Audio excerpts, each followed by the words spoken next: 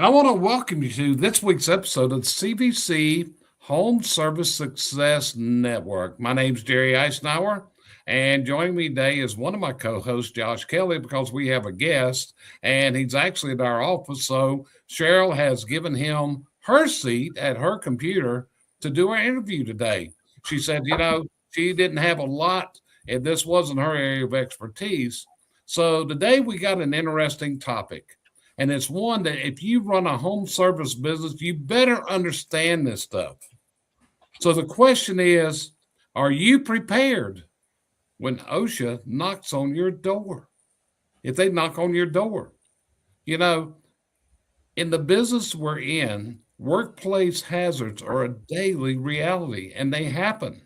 Our employees, they climb ladders, they work on roofs, they operate tools, they drive company vehicles, handle heavy materials. They work around all kinds of things like electricity, chemicals, combustion systems, and confined injury. And there's a lot of rules that employers need to follow.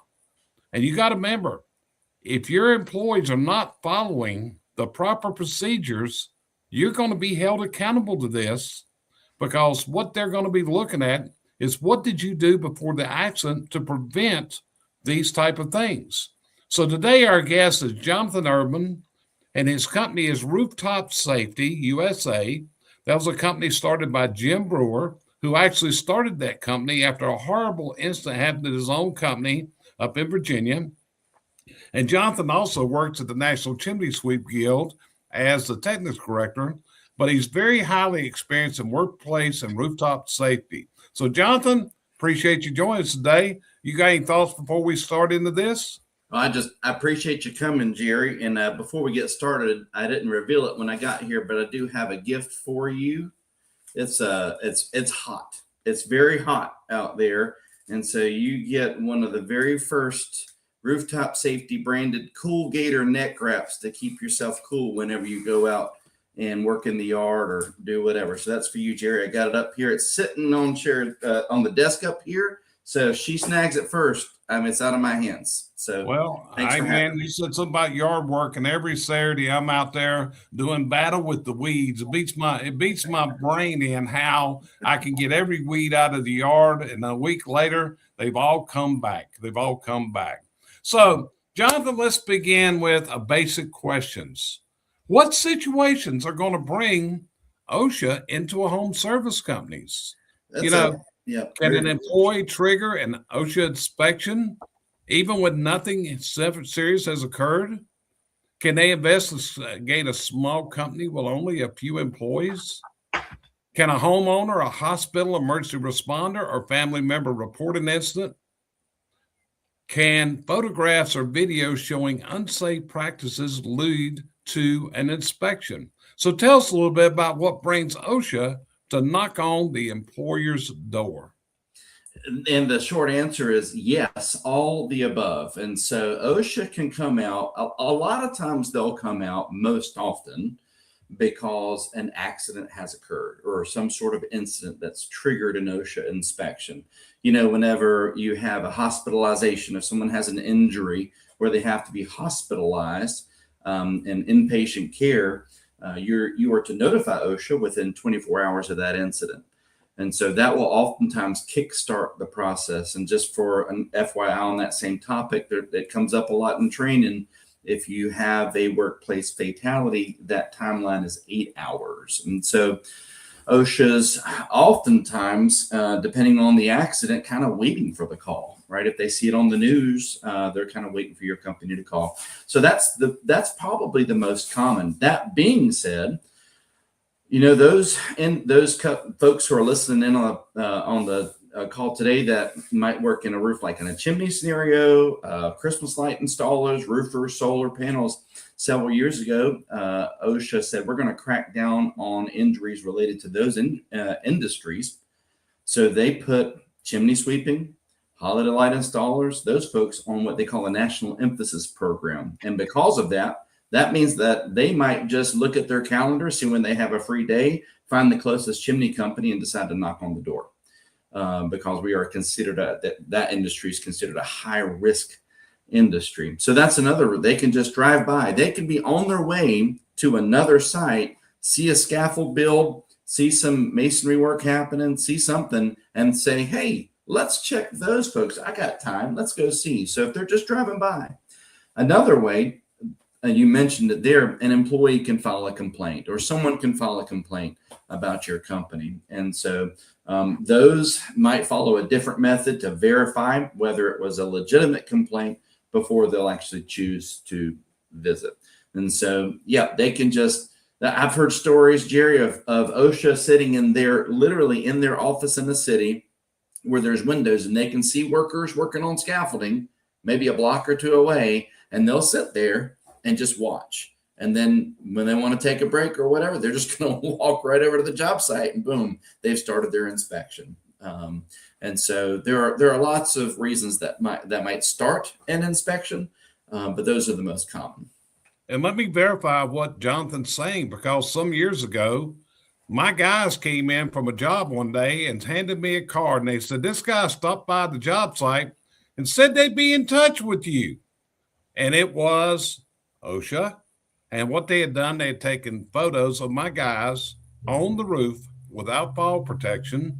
And yeah, they notified me. They sent me a letter along with the fine, and we had to go through all kinds of things like that. They never knocked on my door. They just sent me a letter and said, hey, we're fining you. And it was a sizable amount of money. And we went through all the appeal process and all that. So what Jonathan just said is very true. So Josh, you've heard what Jonathan had to say. You got anything to add at this point? Well, I had a question about the appeal process. If you don't, didn't that just, I know because I follow Supreme Court rulings, hasn't that process changed with, I think the SEC lost its ability. So has the fine process changed because it wasn't in front of there was no due process. So has that changed recently? That's a very good question. I don't know the answer to that question. If it's recent legislation, I'd have to look that up myself, Josh. Okay. Yeah, it was a Supreme Court ruling about the SEC and how they handled out fines and stuff, because there was it's administrative judges, not it was about juries, and there was no jury and they're handing out, obviously, as Jerry just said, massive fines. Yeah. And some time ago, there used to be more or less a fee schedule like you would have with insurance. If you go to the doctor for this, it's this much money. So OSHA kind of followed that for a while.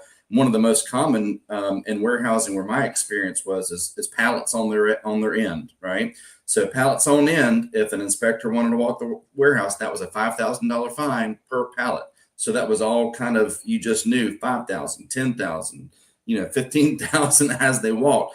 The Obama administration changed that a little bit to where the enforcement officers that were doing that inspection would then go back to the district supervisor. That person was basically given a blank check at that point to negotiate the fine based on a few things: the severity of the incident, as well as the culture of the company.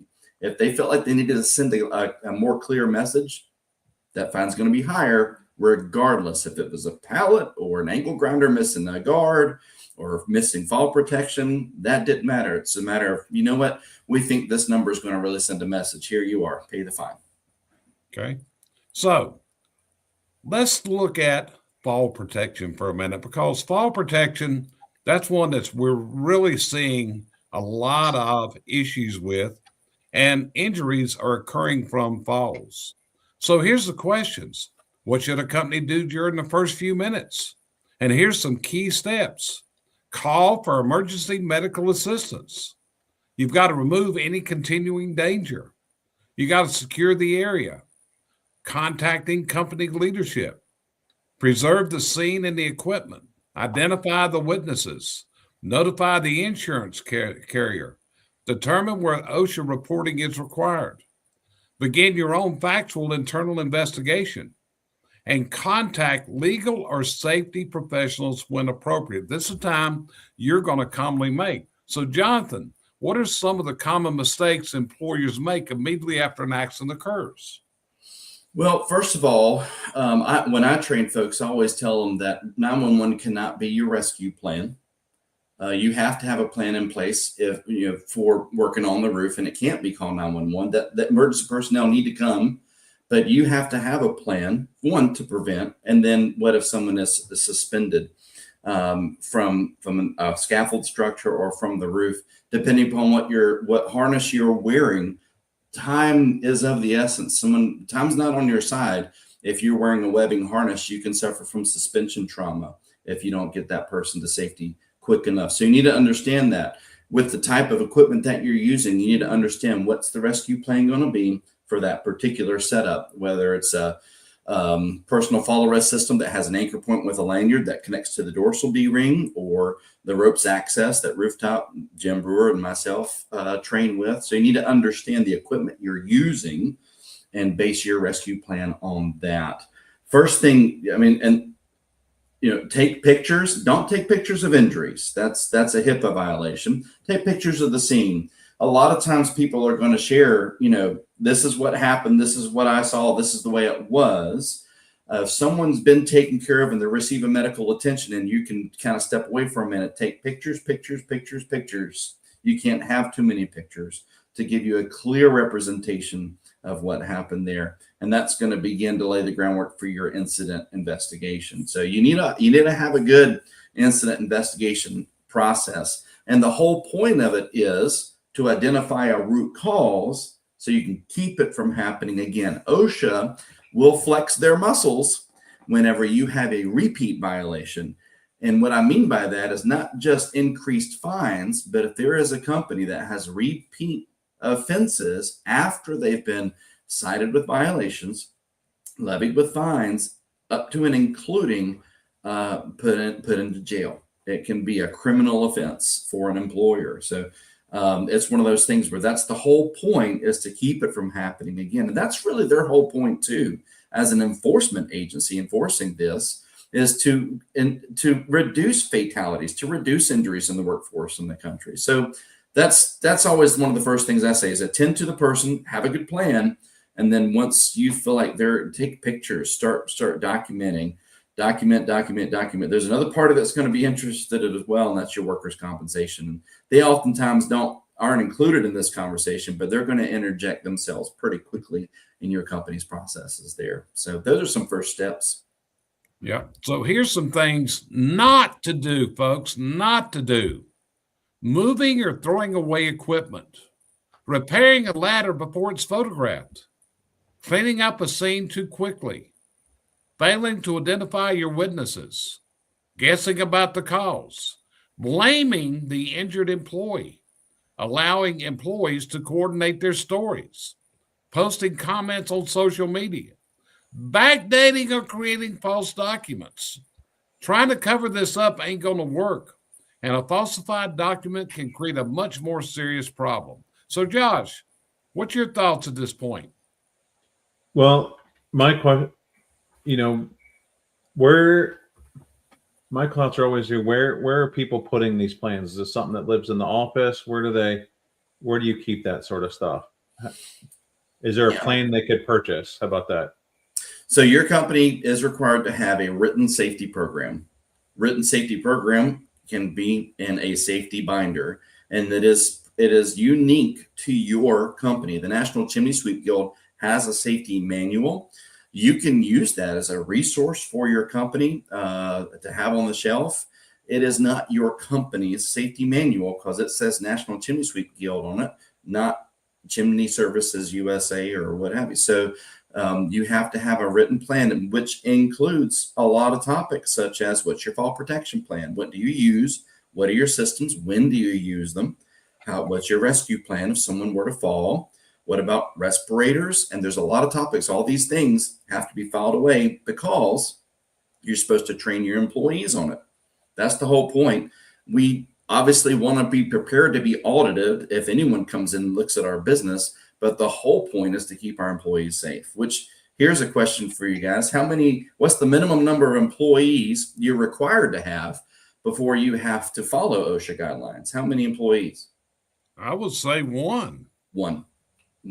You hire one person, you're responsible for making sure they make it home safely. We do risky work, but we should go home intact. Okay. So the OSHA guy is knocking on your door. What should the company do? What's the manager to do? Number one, you better remain professional and cooperative. You better be nice, guys. You're not going to bully this guy. Don't even think to try. It ain't going to happen. Ask to see the official credentials he has. Decide who's going to be the company designated representative to talk to him. Understand the reason and scope of the inspection. Notify your legal or safety counsel when appropriate.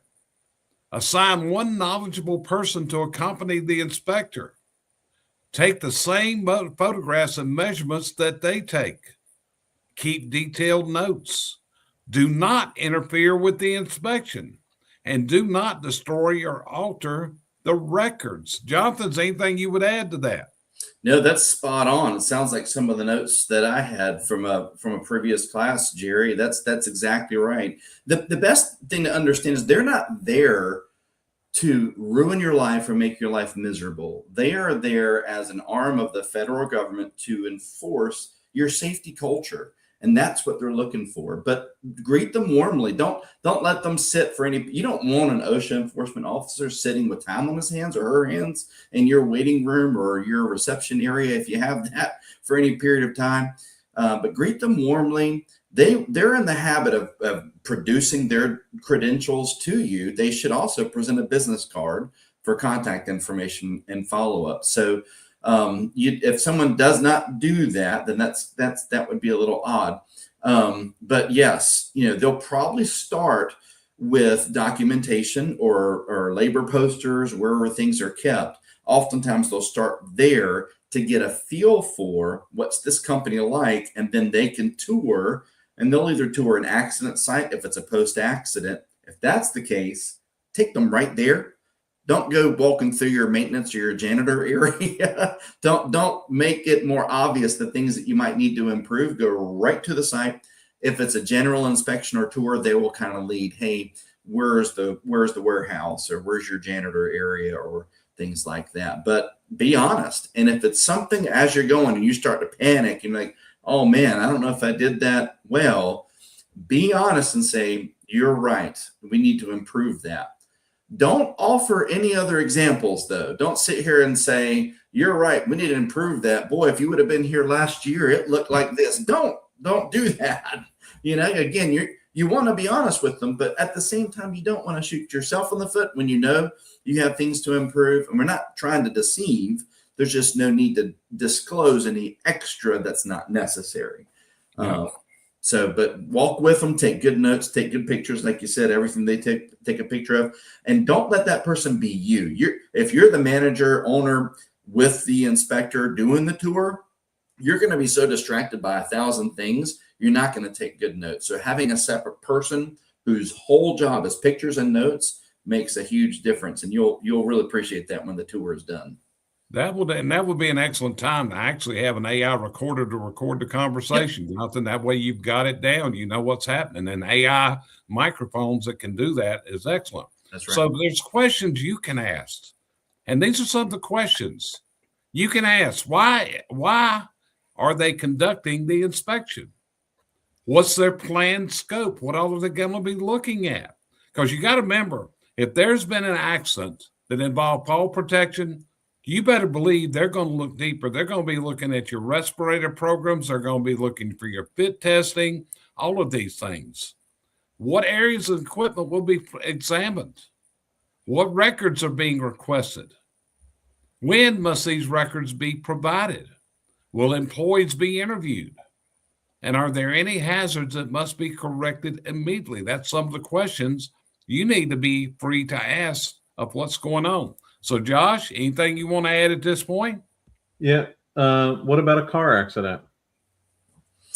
Yeah, that comes up from time to time. That's actually outside of OSHA's purview. That's going to be either local law enforcement or DOT. So as far as company policy is concerned, OSHA is not going to dive into your vehicle operation instances. So if you've had speeding tickets, vehicle operation accidents, they're not as interested in that. That's going to be local law enforcement, DOT. Yeah. So during this process, folks, They may interview your employees privately. And there's things that employers and employees understand. Employees should always, always tell the truth. Answer only what they know. Avoid guessing. Yeah. Say when they do not remember. Don't ever repeat rumors. Correct any misunderstandings. And never destroy or conceal evidence, okay? Your employer should never tell their employees what to say or to retaliate against anyone who speaks with OSHA. This can come back to haunt you big time, folks. Jonathan, anything you would add to that? Oh, that's spot on. And if they'll interview employees. They'll let you know who they're interviewing. That's a closed door interview. You're not going to be present for that. And they're going to get the unvarnished truth. So the best time to really prepare for that is to fix your culture before anyone ever even asks. So I would go ahead and ask your employees today, how do y'all feel about our safety culture? You be the one to ask the question first before an incident investigator does, in OSHA in this case. So yes, and you can't even ask about the interview. You cannot ask them, well, what did they ask you? How did it go? That's not allowed, because it could be misinterpreted as some sort of pressure or I can't think of the word off the top of my head right now, but negative pressure you're putting on that employee to disclose information. So and then what the inspector is trying to piece together from your documentation, from the walk around inspection, from the site inspection, and from those interviews is this: what is your company's safety culture? If your document's not in line, you're making up stuff on the fly, like Jerry said. Yes, the employees are like, man, no, our fall protection training was he handed me a harness and said, here you go.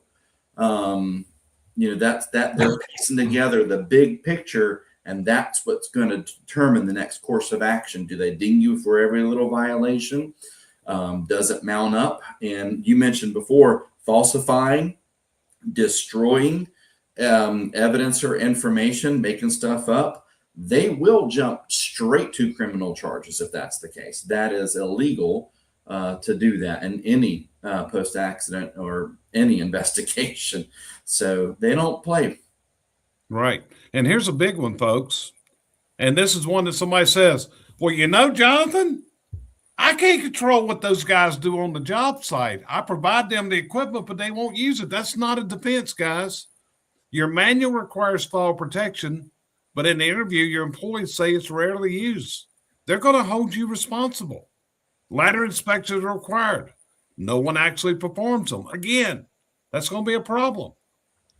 Training records exist, but the employees can't explain the training. Ain't going to work. Supervisor knowing allows safety rules to be ignored. Josh, what would you add to what I just said? Well, about make your own quizzes. Can you do that? Like, is that part of like your onboarding? Is you hand someone a handbook and say, okay, I'm going to give you a verifiable quiz. I'm going to call it, you go through a login process, whatever. Does that cover you? If you say, okay, here's a 50 point quiz test, whatever, does that cover you? Absolutely. However you build your new hire orientation plan, if it includes, and oftentimes it does include, going over information, going through a demonstration so they can prove that they get it, and then following through with an evaluation, right? I'm going to check behind you and see how you did it, which is true for anything that we do. If we have robust training in safety, y'all, we're going to have good training for everything else. Safety is the litmus test for every effective business. Those companies that are winning in safety are usually winning in everything, because if it comes down to, are you on top of the details of your business when it comes to training, when it comes to documentation? How organized is that? Is it a mess? Could you find it if you needed to look for it, right? And so, yeah, quiz is great. What I do with my 2-day ropes course, at the end of the Bob Fryer, when he did his training, he would always do an exam. I actually do a Jeopardy game. I created a ropes fall protection Jeopardy, and the guys get a kick out of it. But I'm asking about technical stuff that we went over probably hours ago, and you see them really get into it and they're engaged. that's also a challenge with safety training, is engaging folks, but then also making sure they retain it, which is important. But Jared, to your point, if you know as an owner, yeah, I gave them the fall protection, but they don't always use it, that's on you, right? If you constantly follow up and they know you're going to follow up and then they choose not to do so, then maybe someone will have an argument there. But if you know as an owner, yeah, I give them the respirator, they hardly use it, you're aware of that. You need to fix that. Yeah. So what are they going to look for? These are just some of the things that OSHA is going to come in and they're going to be asking for. Do you have your OSHA 300 injury and illness log up to date? Are they filed? Your OSHA 300A annual summary, your OSHA 301 incident reports, workers' compensation records, previous injury and accident reports. And this is going to keep going, folks. There's more things they're going to be looking for. They're wanting to see a written safety manual, your fall protection policy, your ladder safety policy, personal protective equipment policy, scaffolding and lift procedures, hazard communication program, respiratory protection program when applicable. And just recently, a guy that's going through this, they wanted to see the records for the fit test for the respirators, your emergency response procedures, your vehicle tool safety policy.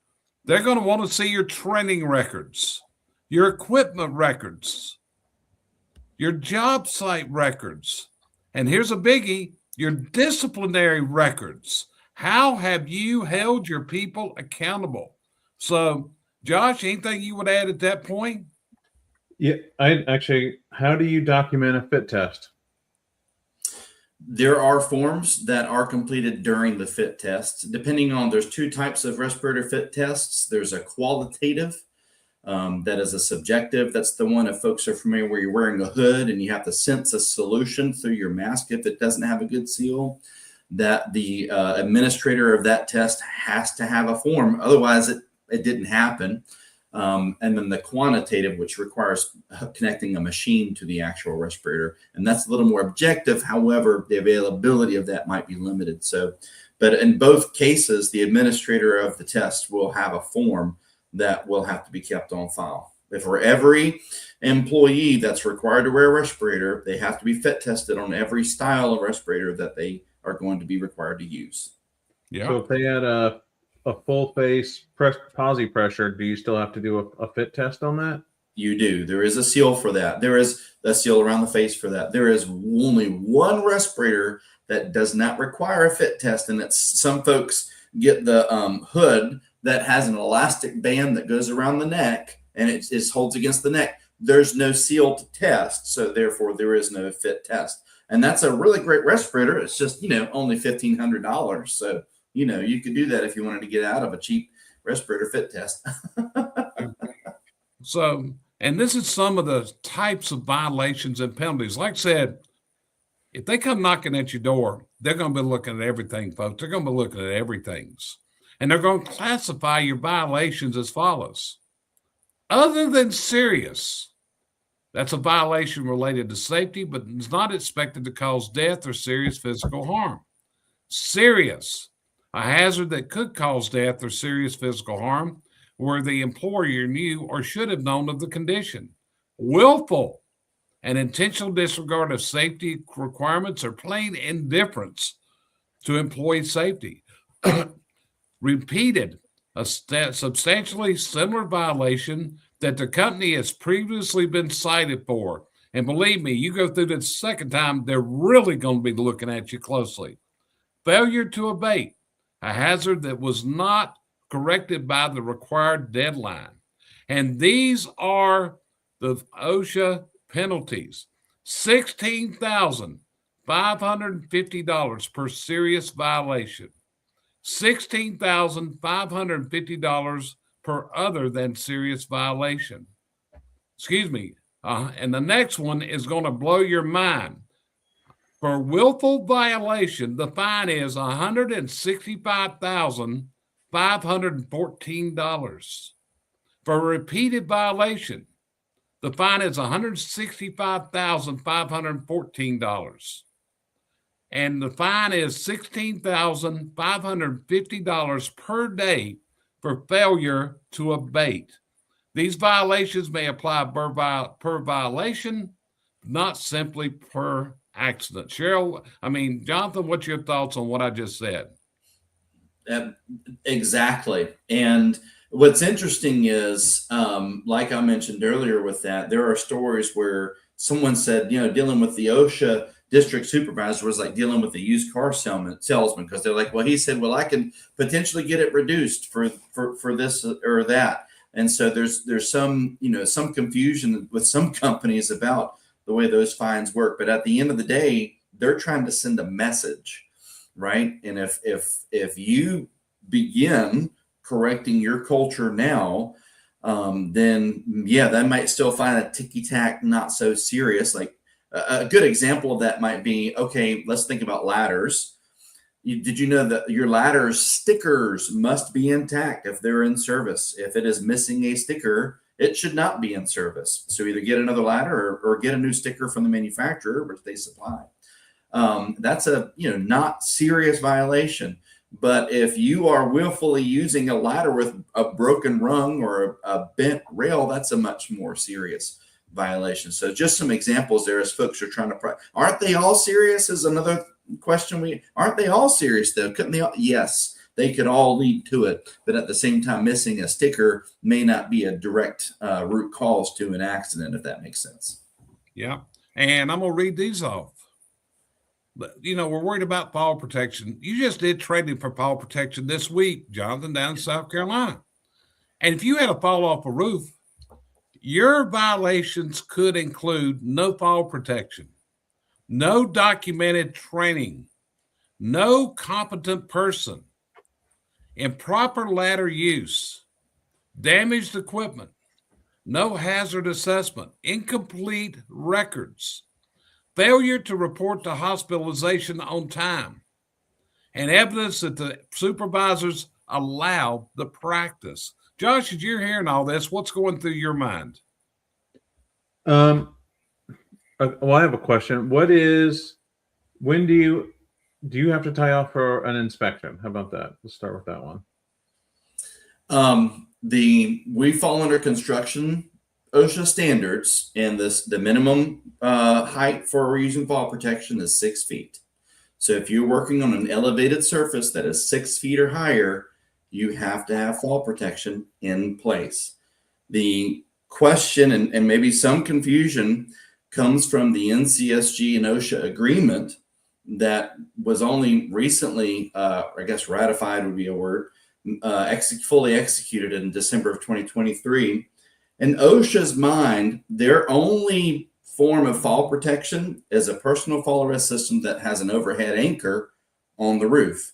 So when someone's going up to inspect the work surface, take pictures and see how they're going to set things up, in OSHA's mind, they're not in fall protection because they're setting up fall protection.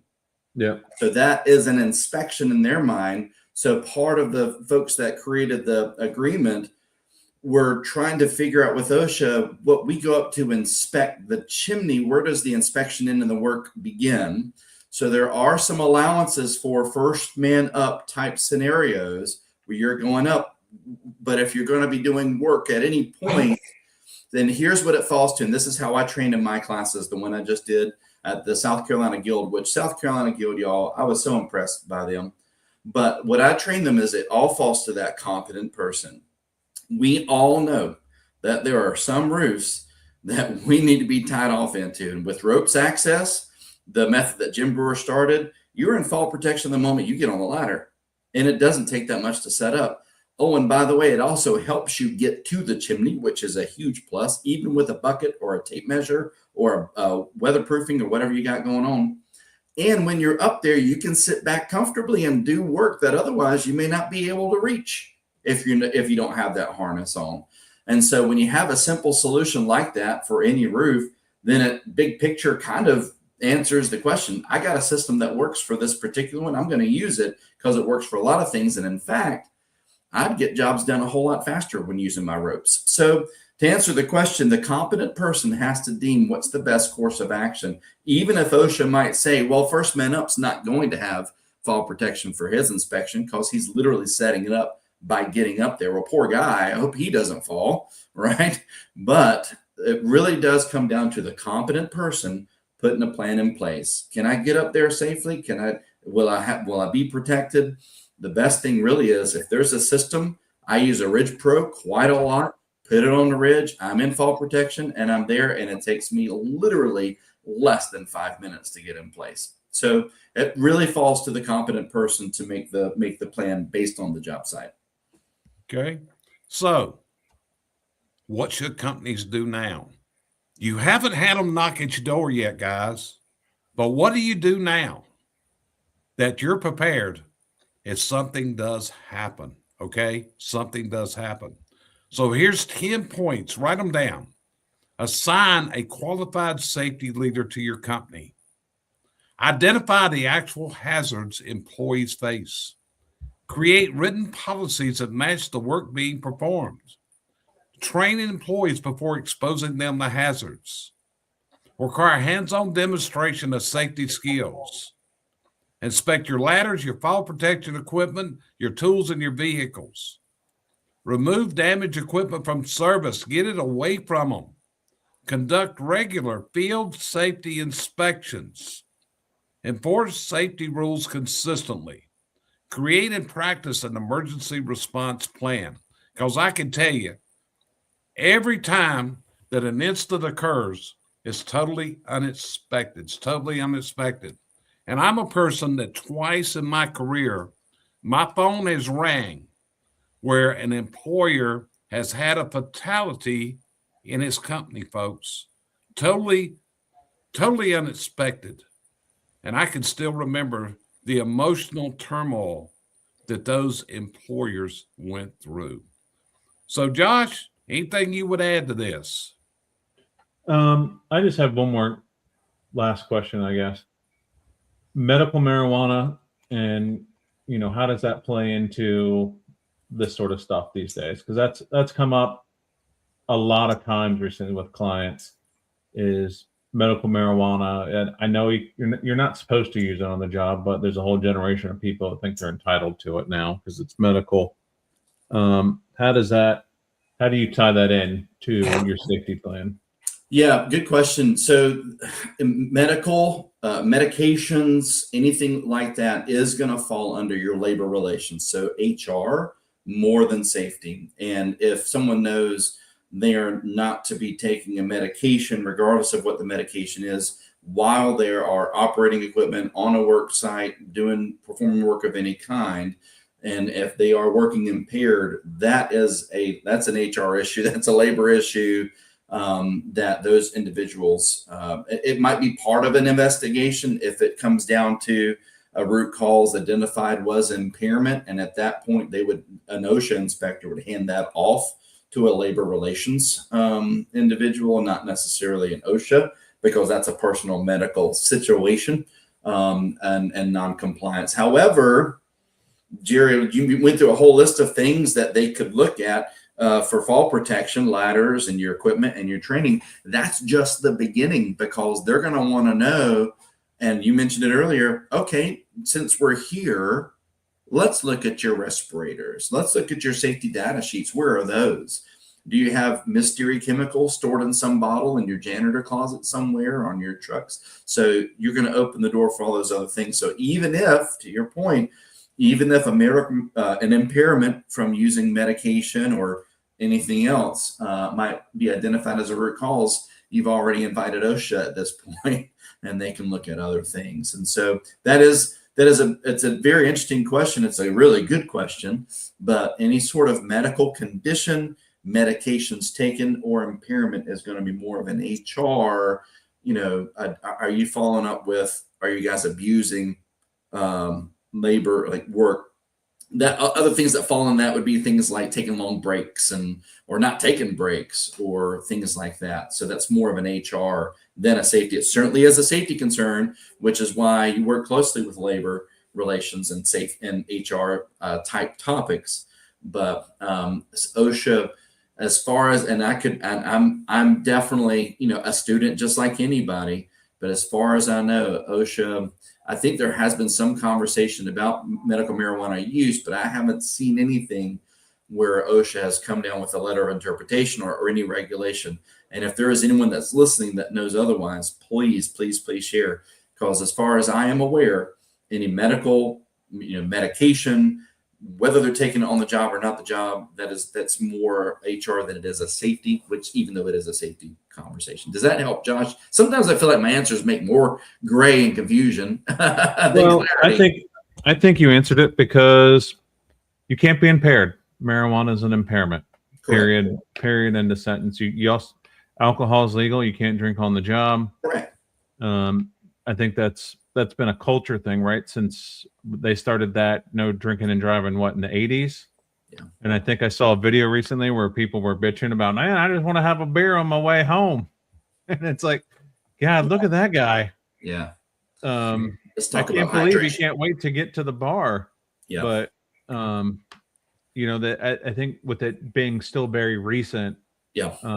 people are, and I, going to Washington D.C., being as close as I am every so often, and you get off the subway and you're just smacked in the face with marijuana Everywhere in DC. I've been there as and well. same thing, and I was in New York City not too long ago, Yep. and the same thing. It's everywhere, and it's become the culture of a generation of, well, we just, it's legal, so you can do it, and it's like, no, but you still can't be impaired. You're still, you're still working roofs. I went on a ride along where the guy went around the back of the van and hit his vape, and I was like, sniffing, and I'm like, no way.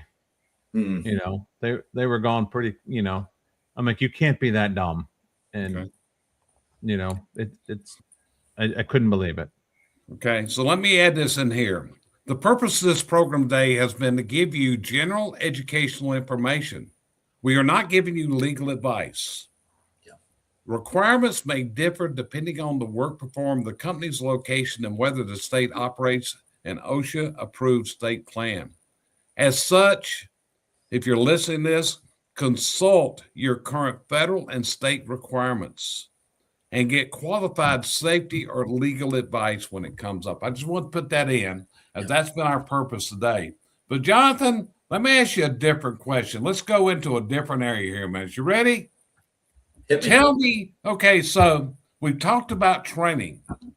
Tell us about the NCSG Elite Forge training that's being offered now, because this is something where we are partnering with the National Chimney Sweep Guild, utilizing our virtual online training and the NCSG. So, Jonathan, tell the folks a little bit about this program.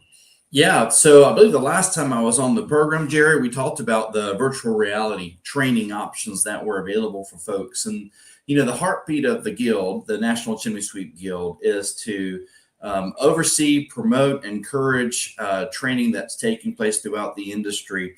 And one of the ideas that Bob Ferrari and others had several years ago was this idea of virtual simulated training versus just watching a video or doing on-site training, waiting for a topic to come up. And so the NCSG created virtual reality training modules, which we're now calling NCSG Forge. Now that's good, and you can get a subscription to that. However, there is still a place for other video type training that is out there. And so Jerry had approached NCSG and said, hey, can we work together on this? And so now if someone is interested in signing up for CVC, they can sign up for NCSG Forge and CVC at the same time and actually get a little bit of a discount on CVC. So it's called Forge Elite. If you go to ncsgforge.org, all the details are there. But if you were already planning on getting a VR subscription for Forge, or if you were considering a CVC subscription for online video training, please consider the Forge Elite program, because you can pay your monthly subscription and actually get both. I'll tell you, the Forge modules, there aren't as many out there because, as you can imagine, it takes a lot to develop every single module, whereas Jerry's library has, I mean, how many is it now, Jerry? Hundreds of We've got videos. we have over 750 programs, 750. and Yeah. we've had that program. I started building that in 2017, so I've been building that program for 9 years now. Yeah. So that's Forge Elite is what we're calling that. So you get a discount to CVC, plus you get the Forge VR training at the same time. So I just wanted to bring that up. So, folks, if you're listening to this, I hope this has been a time of value for you. Because let me tell you something. When OSHA knocks on your door, your blood pressure is going to go up. Your anxiety level is going to go through the roof. And it's not time to prepare now. It's not time to go back and say, hey, I got to put together all this stuff and make it happen. It's too late. You can't do that. You can't cover your ass that way.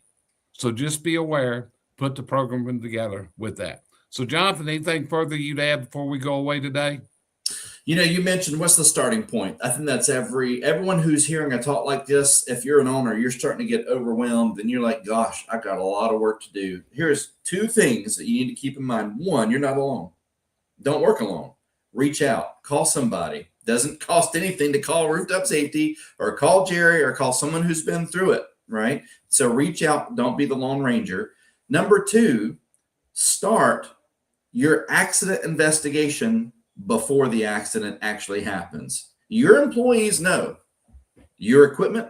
They know your safety procedures, maybe even better than you do, because they're the ones using it on the front lines every single day. Or maybe you're that person using it, okay? So ask your employees, how can someone get hurt today?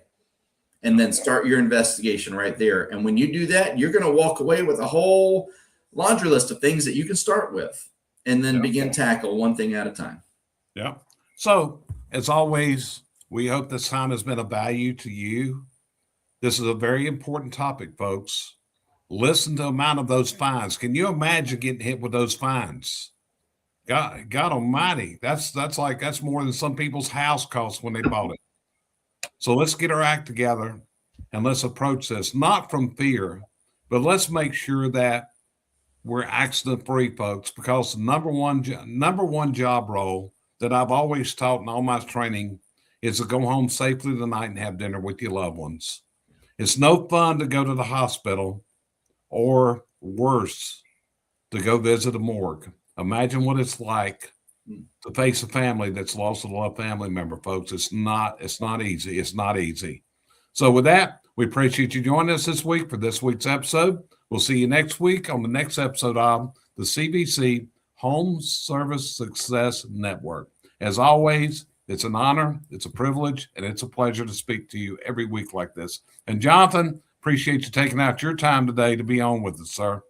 Thank you, Jerry. Thank you, Josh. Okay. Thank you.